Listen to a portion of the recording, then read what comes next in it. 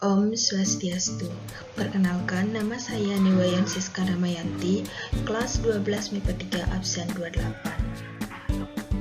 Pada kesempatan kali ini, saya akan mempresentasikan tentang penerapan rangkaian arus listrik bolak-balik dalam kehidupan sehari-hari.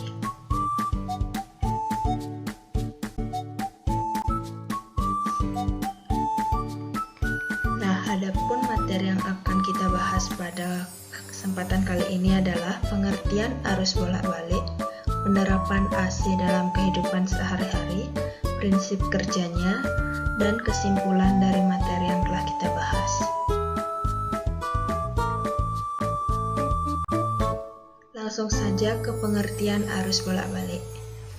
Arus bolak-balik atau alternating current adalah arus dan tegangan listrik yang besarnya berubah terhadap waktu dan dapat mengalir dalam dua arah.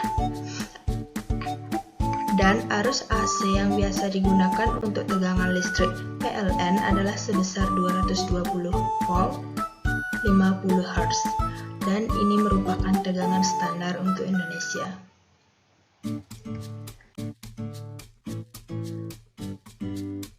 Pemasangan jaringan listrik AC. Yang pertama, pemasangan jaringan transmisi listrik AC di jalan. Dari pembangkit listrik menuju pelanggan, yaitu rumah tinggal, pertokoan, industri maupun instansi, arus AC juga dapat diubah menjadi arus DC dengan menggunakan trafo.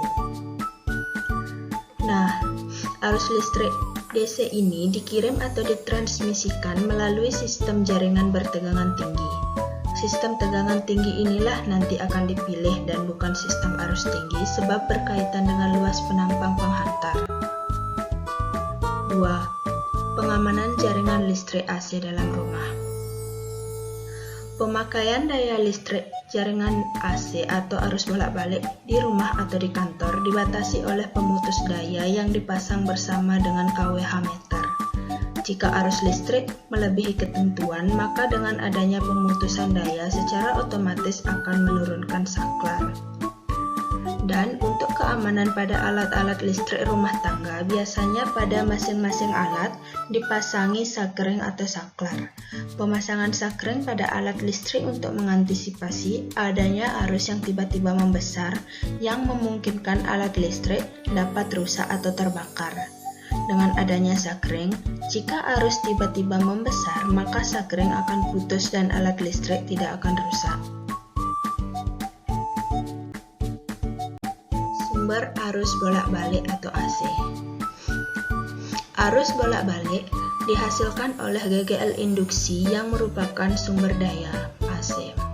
Sumber arus bolak-balik pada umumnya dihasilkan oleh pembangkit tenaga listrik seperti pembangkit listrik tenaga air, pembangkit listrik tenaga uap, pembangkit listrik tenaga gas, pembangkit listrik tenaga angin, dan pembangkit listrik tenaga surya atau panas matahari.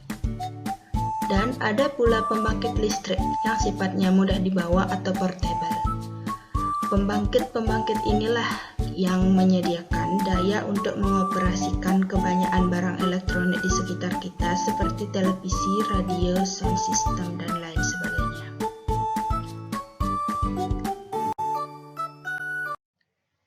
Sekarang kita mencapai ke puncak dari materi ini, yaitu penggunaan rangkaian AC dalam kehidupan sehari-hari. Pemanfaatan listrik AC sebenarnya sangatlah banyak.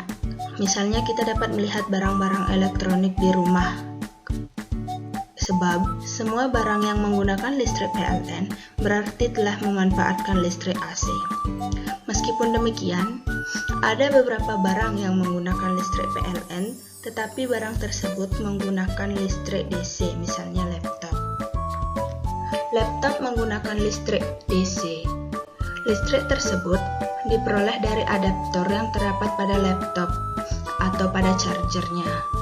Jadi saat kita mengisi ulang baterai laptop dengan listrik PLN, maka adaptor di dalam laptop akan mengubah listrik AC menjadi DC sehingga dapat sesuai dengan kebutuhan dari laptop kita. Nah, adapun contoh pemanfaatan energi listrik yang lain atau energi listrik AC yang lain adalah kipas angin, kompor listrik, TV, setrika, mesin cuci, lampu, kulkas, dan masih banyak lagi.